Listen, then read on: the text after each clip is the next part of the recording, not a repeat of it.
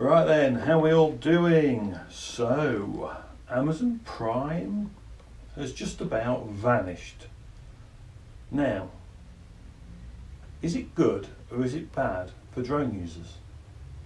What about people like me and you? Is it good for us? Yes, it is actually. Yes, it is. You see, for years, Amazon have been doing Amazon Prime, and it's a lot of free advertising, you know, the next benchmark this, next benchmark that. And what was really interesting is, so you've now seen the photos of their site where they were doing their testing, and then there was a farmhouse within 500 metres or so of where the main base was, and that was then took off from there, fly across, deliver a parcel to that house, for example. And this was their trials, and that's how they were doing it for a few years, especially when they first announced it. Because it was done within 500 metres of the standard permission, that's how they did it, just so you all know. And that was it. That's great. They have been testing recently, delivering to houses, so they'll show up, they've got their, like, if you like, reduced distances, and then they can fly to a house and deliver to it, and they were doing that kind of testing. But what they've really been up to is sucking up all the IP and all the patents they can for drone delivery. And bizarrely, they've gone, we're not doing this now. Now, if you're not aware, the last 5 miles or 5 kilometres or whatever, the last part of delivery of any item is the most expensive part of its journey. So the fact it was sent on a ship from China, it gets to the UK, that's not expensive. The most expensive bit is the last little bit, and that's what they were trying to reduce. They were trying to reduce it because airspace would have more regulation, so a van with a person in it getting out and giving one something, that is expensive. But there's no regulation with that. So delivering a parcel, so the drone's going to have to be certified. The airspace, how you're going to monitor all the airspace. You're going to have the operator. Amazon's going to have to probably pay a nice big wad of money to someone to do that kind of delivery service by drone. All these things made Amazon Prime very, very expensive. You might get something within an hour of clicking, oh, buy it now, have it delivered. If it's not raining and it's not blowing a gale, yes, you might get it in an hour. So typically in the UK, there's 160 to 180 days you cannot fly. And that's because of rain and wind. A bit like Gatwick, you won't be flying a drone on a Wednesday evening in high winds and rain. It just wouldn't happen. Which is why wind and rain is one of the best counter UAS systems there is. Just look at the M300 and the M210. They tell you a vast amount about flying drones in wet conditions. So there would have been a lot more complexity for Amazon Prime. Now, if Amazon Prime did point-to-point delivery, so let's say, this is where Amazon kind of did miss a trick, or didn't, if you ask me. Point-to-point delivery, so point A to point B. This works from the main warehouse to a set of Amazon lockers in a city. That will work because it's just one flight path there and back, drop it off, someone puts it in the locker, job done. This is where drone delivery makes sense. So warehouse to hospital or hospital to hospital, long distance, you know, that kind of stuff can make sense. However, to house delivery in the UK doesn't make sense. There's too many unknowns. Like, how many times have you ever put Google Maps in to go to your mates and it'll take you to the postcode, but then they're 10 houses down? The amount of software and development you're going to have to do to make sure that the drone knows which house to go to. Then can it land in the garden? Are there going to be trees? You've got ponds, you've got washing lines, you've got kids playing in gardens, you've got pets in gardens. The list goes on and on and on of things you're going to have to deal with. Now, some people will say, oh, you're just being negative about Amazon Prime, Amazon Air delivery. No, these are just simple things they've got to overcome. So all these things they had to overcome. However, if you want to reduce your costings for the last 5 to 10 kilometres delivery, let's say 5 kilometres, so the last 5 kilometres delivery, and you want to reduce costs, and you are a company like Amazon or DHL, any of these guys, the quickest way you can currently reduce costs is A, you get an electric vehicle in. Sounds daft, I know, sounds crazy, but the quickest thing you can do is bring an electric vehicle in. And what that does, that takes away all your diesel costs. So all your fuel costs just went out the window. All your servicing costs, 90% of your servicing costs just went out the window. That electric vehicle just saved you a fortune. Yes, it will take electricity, but electricity is cheaper, and they can do deals and they can buy in bulk. So they can do good deals. You know, if they're paying more than 10p a kilowatt hour, you know, I would be surprised. I really would. Because I would, knowing how you can get 5p in the evening. So when the vans are all lined up at night, they go back to the depot at night and they're all plugged in, they could easily go to an electricity supply and go, look, we need cheap power from 8 p.m. until 5 a.m. and they could get a block deal. It might be from midnight to 6 a.m. or whatever, but they can get a good block deal on that. That there is the quickest way they can reduce costs.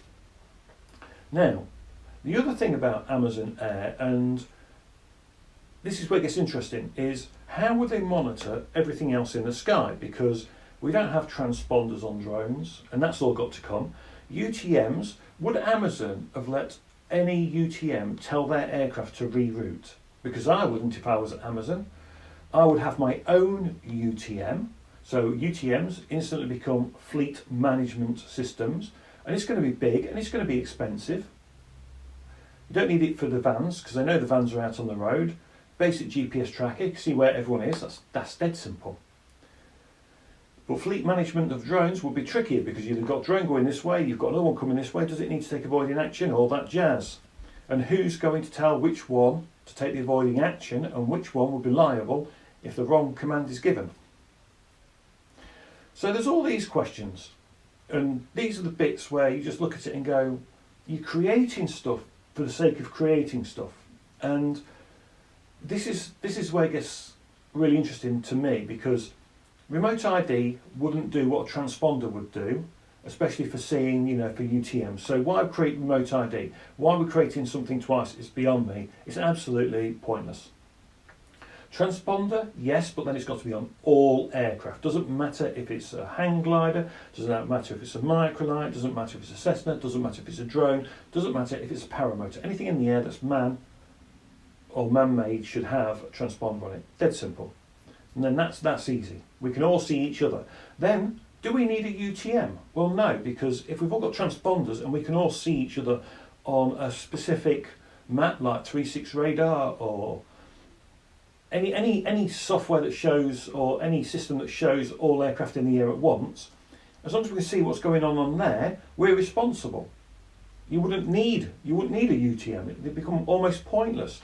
The only place that needs traffic management is an ATC, and they would be at an airport. But if they kept the flight restriction zones and they turn around and says, right, you can't enter this without permission, jobs are good in. You don't need UTMs. UTMs, for the most part, just became redundant.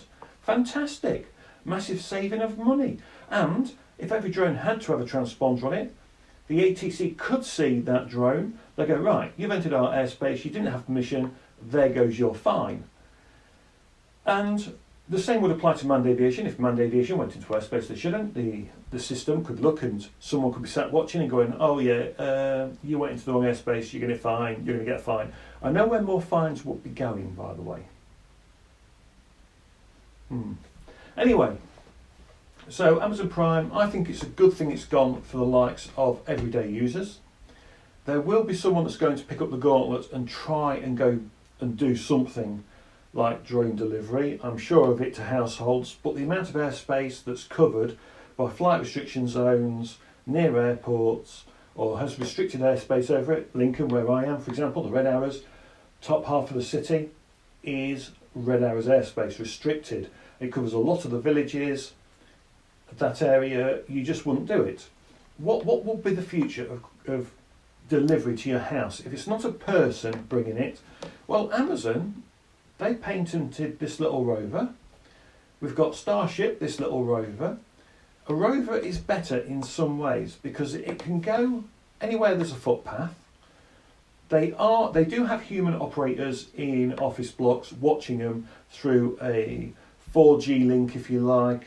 Not 5G, that's right. They're doing it before 5G came out, so it's not a 5G link. That we do know. So 5G is not needed for all those people. You know, 5G is needed for drone delivery. What drone delivery? It's just BS, isn't it? It's BS after BS. It's like, can we stack BS here? And we'll start here with BS and just see how much BS we can stack up on top of it. So for me, I think the future of parcel delivery is either the human or it's going to be a ground rover. Because a ground rover, it's still got the same problem as knowing the exact address where you are, but that could be used with an app and what 3 words, and they'll just go, just stand at your front door and just ping it. And you'll say, this is my what 3 words, pings it to the rover shows up, it'll text you literally as it gets there, so it'll be like a live update and goes, oh, your device is out for delivery, ping, I'm 30 seconds away, ping, I've arrived, you open your door, you have a look, you find the rover, you open it up, you get your item, you close it down, off it goes. That's it. And those rovers, by the way, have to be cheap. I think it was Starship, and they says these rovers have to cost under £6,000 or $6,000 per rover. If they are under that, they are, at that point there, they're good. That's kind of the price point, if I remember correctly. I did see it in an article somewhere, but they don't want the rovers to cost more than £6,000 or dollars, and that's the Starship ones. So if that's kind of their benchmark, if you had a drone that's going to deliver something to someone's house, if you think it would cost £6,000 to do that, yeah, it's going to cost a lot more. Even if it did cost £6,000, you've got all the regulation, all the red tape, all the safety that goes with them. For a flying unit is going to be a lot more health and safety. The ground rovers, they've got a few bits to cope with, like crossing a road, but it's not too bad. They've got ways, they've got procedures for that. Starship does it quite a lot in Milton Keynes. If you're interested, go to Milton Keynes and look at Starships roving around.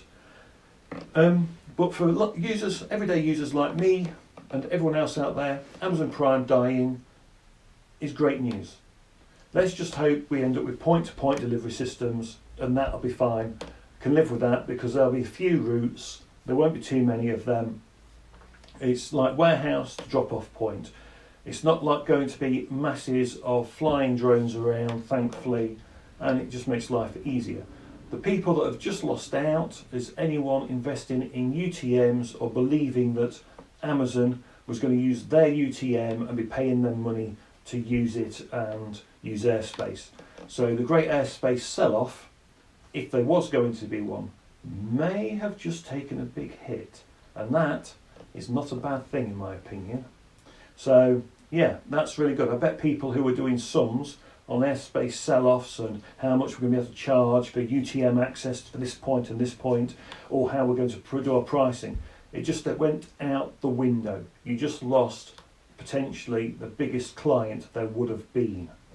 So I'm quite happy about all that, and yeah, I think it's not a bad thing for all drone users around the country. I think it's not a bad thing for us in that respect. Like I say, point to point, I can see that coming. Hospital to hospital, warehouse to like an Amazon locker system or collection point in a city makes sense for small items, but otherwise, that's it. And remember, click and collect at Argos. 15 minutes if there's an Argos nearby.